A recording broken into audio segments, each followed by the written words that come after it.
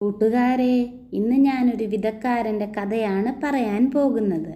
ഒരിക്കലൊരു വിതക്കാരൻ വിത്ത് വിതയ്ക്കാനായി അതിരാവിലെ പാടത്തേക്ക് പോയി.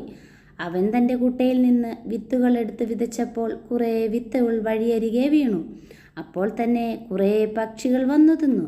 ഇനി വേറെ ചിലതാകട്ടെ മണ്ണധികമില്ലാത്ത പാറമേലാണ് വീണത്. മണ്ണിന് ആഴമില്ലാത്തതിനാൽ പെട്ടെന്ന് മുളച്ചു പൊങ്ങി.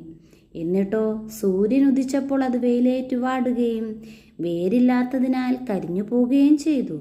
വേറെ ചിലത് മുൾച്ചെടികൾക്കിടയിൽ വീണു.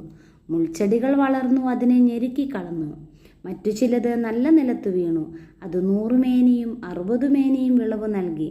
അങ്ങനെ ഈ ഉപമയിലെ പോലെ ദൈവവചനമാകുന്ന വിത്തുകൾ ഗ്രഹിക്കാതെ അവ നഷ്ടപ്പെടുത്തുന്ന വഴിയരികെ വീണ വിത്തുകളെപ്പോലെ വചനത്തെ പ്രതി ക്ലേശങ്ങളും പീഡകളും ഉണ്ടാകുമ്പോൾ ആഴത്തിൽ വേരില്ലാത്തതിനാൽ വീണു പോകുന്ന അപ്പുറത്തു വീണ വിത്തുകളെപ്പോലെയും ധനാസക്തികളും ലൗകിക വ്യഗ്രതയിലും ഞെരുക്കപ്പെടുന്ന മുള്ളുകൾക്കിടയിൽ വീണ വിത്തുകളെപ്പോലെ ആകാതെ ദൈവവചനം ഗ്രഹിച്ച് അവ ഹൃദയത്തിൽ സ്വീകരിച്ച് 100 60 മേനി വിളവ് നൽകാൻ കൂട്ടുകാർക്ക് സാധിക്കും.